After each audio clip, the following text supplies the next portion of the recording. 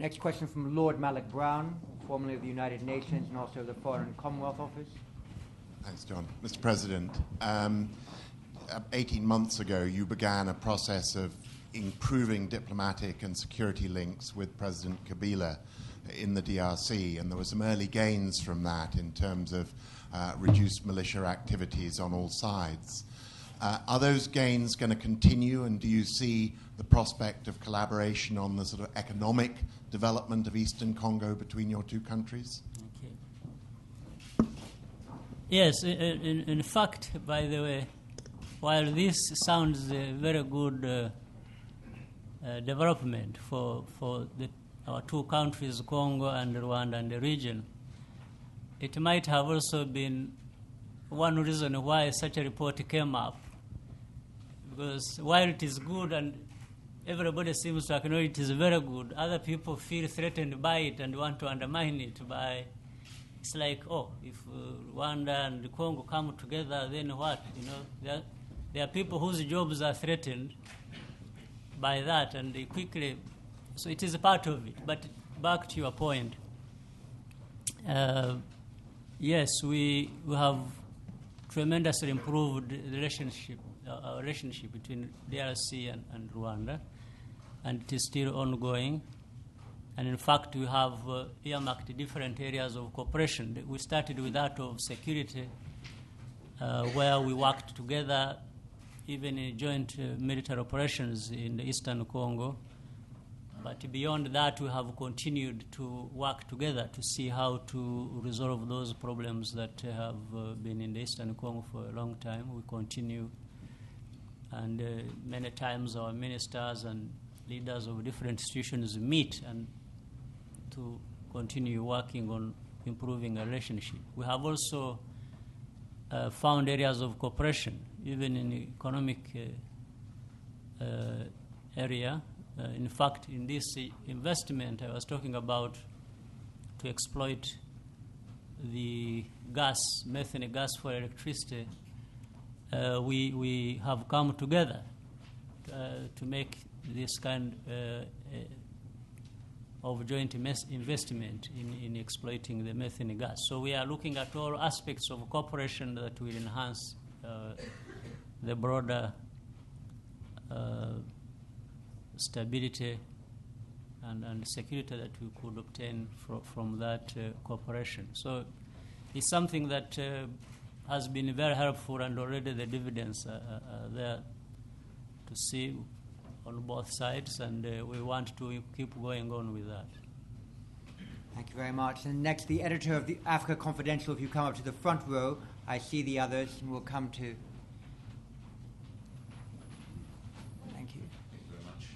Mr. President, you've been in the past very critical of the Arusha tribunal process and its failure to bring justice and its ever larger consumption of public resources in the process of that. I wondered what your view of the International Criminal Court is at the moment, specifically its charges against the President of Sudan for genocide and crimes against humanity, and of course the recent invitation of Mr. el-Bashir to Kenya for the inauguration of the democratic constitution of Kenya.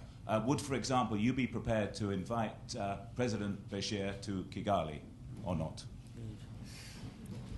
In fact, it's only that it is too late. I don't know why I didn't invite him for my inauguration, but I didn't anyway. But I think let me go to the point. I think there is confusing issues here in my view. Whether so-and-so is guilty of this or is doing that, whether it's about Bashir or about anybody, for me that's not yet what I'm talking about. And in fact, our view to ICC has not been or has not had anything to do with Bashir.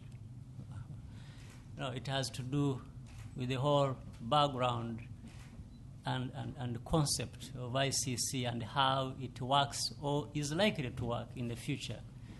And it brings in many other cases. You know the case that already is at the UN, supposed to be discussed even at the General Assembly of the UN, about universal jurisdiction that brings in Rwanda and other African countries, how they suffer under, you have on one hand what you call international law, but in the end it serves only a few against the many.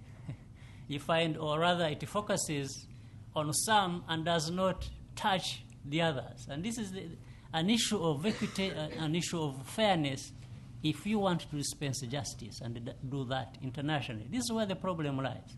It has nothing to do with the particular case like that of Bashir, which we are talking about, or the other one, guilty or not guilty of anything. For us, it's not that. And therefore, even for Kenya, I think my advice to Kenya would have been, and still is, they should not succumb to any pressure. If they did it from the sovereign right perspective and had a reason, because, for example, Kenya argued that it is directly involved with the problems of Sudan in terms of trying to support the solutions being looked for in Sudan, and which impact on them very heavily and in many cases negatively, whether it is to do with the southern Sudan and the north and how they come together and the impending referendum and so on and so forth. Kenya has been very central to this. And inevitably, I think it has had to work with all sides concerned with the problems of Sudan. And that's what they have said, and I have no reason not to believe them. I think that's why they did invite the Sudanese president. So I have criticized ICTR, true, and the reasons you have said. It has spent billions of dollars, and you know very well it has traded on about probably 50 cases or so. And in Rwanda, through this Gacaca court system, we have tried and processed and reintegrated hundreds of thousands of Rwandans. And I don't think we consumed even a fraction of that amount. But that's a different issue. So ICC, my take on that is the discussions that are ongoing or that have been going on need to address how justice internationally is dispensed. Is it justice for the rich and the developed world that would have the authority to dispense justice to the poor and the developing countries, and that's it, or the reverse is true? So that's where the problem lies for me. That's where the discussion is. It's not Bashir, it's not that. And so far, even the conduct of its activities has not assured me that actually that is not the case, that there is a question that needs to be debated.